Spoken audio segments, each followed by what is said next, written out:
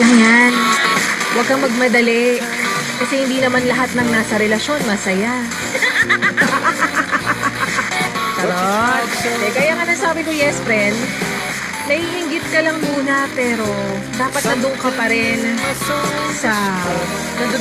sa face na hindi ka nagmamadali. Dahil meron nga dyan, again, nasa relasyon, pero miyembro ng samahan ng mga mali ang pinatunan. O, diba?